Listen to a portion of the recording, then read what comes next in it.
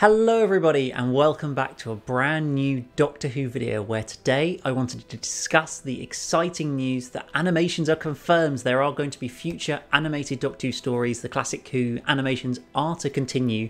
So I just wanted to discuss it and give you guys a little insight into what it all means. So I was of course very lucky to be able to attend the BFI screening of the Underwater Menace last Saturday. So I'm going to give you guys some of my thoughts on the Underwater Menace, but I was also there for the key moment in some ways, which was the panel afterwards where we heard from Anne-Marie Walsh, who's the director of the animation, Charles Norton, who's been a big part of various animations and was at a smaller role but was a part of this, and also probably the most key person in the interview was a guy called Paul Hembry, who I don't think we already knew that well, but he's one of the executive producers and kind of the business guy behind the animations. It's probably the easiest way to explain it. And some of his answers were very interesting. So yes, if you haven't already, then the news that was confirmed there is that Doctor Who animations are going to continue. When Paul was asked straight up, is there going to be another animation in the future? He just simply said yes. He didn't give any hint as to what it was going to be or anything else, but he did give some clues in other answers as to sort of the future of the range and how things are structured now. Because, of course, we heard sort of probably 18 months ago now, this whole thing about how BBC America were taking their funding away and therefore animations weren't going to continue anymore. And I think to some extent that was true. In that Paul explained that BBC America had pulled their funding, that they had to look at new ways to fund the animations because that money was no longer going to be there. He didn't elaborate on why BBC America had pulled out, but that was nevertheless the case. And it also was very interesting to learn that they'd started work on this animation for the Underwater Menace around 15 months ago, which puts us in sort of June or July of last year. Now, it was in September last year where Gary Russell said at the same BFI screening for Abominable Snowmen that there were no more animations planned. Everybody was kind of like, this is it, this is the last one, I think this is probably the end. Where actually they were doing work on the Underwater Menace. So for them it must have been quite fun.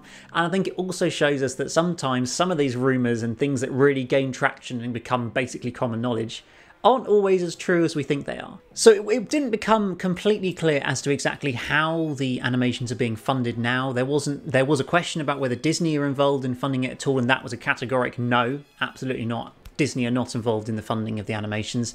So whether it's just some rich people or I don't know, but the impression you got was that more than ever the actual sales of the Blu-rays and DVDs are, really funding these productions and really key to it. And so I think, I'm definitely not getting paid for this, but it's very important to buy those animations if you want to be able to see more and more of them in the future, because that is such a key part of where the money and the budget comes to be able to do these animations. It's also worth noting, and Paul explained this, that there's not a sort of 5-year grand plan for animations. It's not like they've already got mapped out the next 6 animations they're going to do between now and 2030 or anything like that.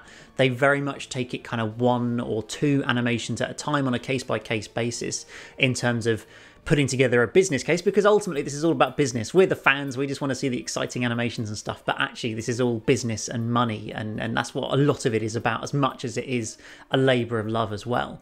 And so it's all about building a business case to be able to do each of these animations, finding the funding and all of that. So it means that, the way that Paul talked about on Saturday about having future animations, very much the impression I got was that there's another one commissioned or is happening, is in progress, that there is one that is in progress, but not necessarily that any others have been commissioned at the moment. I think that felt, as much as it was all very like, oh yeah, I'm sure we will end up doing more in the future, it felt like right now there's only one other one that's sort of directly in the pipeline, which I think is probably the Smugglers, given that it's been the rumoured one for a very long time. And Ian Levine tried blimmin' hard slightly uncomfortably hard to get it out of Paul whether it was going to be the Smugglers or not, but he was not drawn at all on that. So we just simply have to wait and see. It seems the most logical and likely one, but we'll have to wait and see on that. The couple of other interesting things that were mentioned during the panel discussion as well was firstly that the animations are definitely going to be included in the collection Blu-ray box sets. The fact that they were so categoric about it, he was just asked, will they be included in the new box sets? And he was like, yes, they'll be on the Blu-rays. Which kind of, to me, made me think, well, does he know that so absolutely certainly because they're already putting one together for a season that's got animations in it, whether it's, I don't know, season 4 or 5 or 6 or one of those. I just wondered, it just crossed my mind, given he was so immediately like, yes, absolutely, I know that for a fact. Like, you'd only say that if surely there's some plan in place already to confirm that. So it's great news, obviously, that that's confirmed. And at the same time, there was a question about iPlayer and about all of Classic Q going onto iPlayer. And it looks pretty likely, given we've seen some of the pages being loaded up that have got the animated episode sort of listed as appearing on there. But he said he didn't know anything about it. He wasn't sure whether they'd be an iPlayer in November because he simply didn't know. He hadn't been asked the question, I suppose, or he just hadn't been involved in discussions about it. So again, I thought that was quite interesting that he'd kind of not been a part of that conversation. But I still think it's pretty likely we're going to have the animations on iPlayer in November, given there's already pages for it, and it just seemed a logical thing to do, I think. So that's probably all of the key news from the BFI screening. So fundamentally, there is another animation to come, hopefully more after that as well, but there's definitely more on the way, which I think is the really exciting thing. And of course, I also got to see all 4 episodes of the Underwater Menace animated version, which I really quite enjoyed. Like, it's clearly not a very good Doctor Who story. It's just not very good. It's a bit silly, it's a bit nonsensical, the plot's a bit all over the place, but it's good fun, and it's really, like, compared to like the Abominable Snowman, which I saw at the BFI last year, this one felt a lot more just fun and silly, and you'd have a laugh along with it, and I think that's really, really great. You know, and everybody was cheering along and, you know, said the classic line, "Nothing in the world can stop me now." We all joined in together for that moment at the end of episode 3. It was a great time.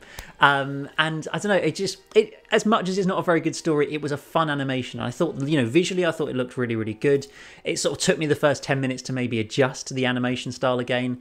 I don't think it's fundamentally different to what we've seen previously, though Anne-Marie Walsh did comment that they'd used 2D backgrounds for sort of the sets rather than 3D backgrounds they've done for a lot of previous animations. So I think that does give a slightly different feel and look to it, but I still think it works very successfully. And discussing the Underwater Menace specifically, they certainly said that, and you can see it, is that the scale is much grander on the animation than what we've seen, you know, in the original episodes and the reconstructions and all of that. Like, it's simply they're not being restricted by what the BBC could afford to do in the 1960s, but actually they've gone back to what are the ideas here? How can we make this look visually impressive? So don't expect a faithful, identical to the TV version animated reconstruction, because it's not that. It's not meant to be that. It's its own new production, I think.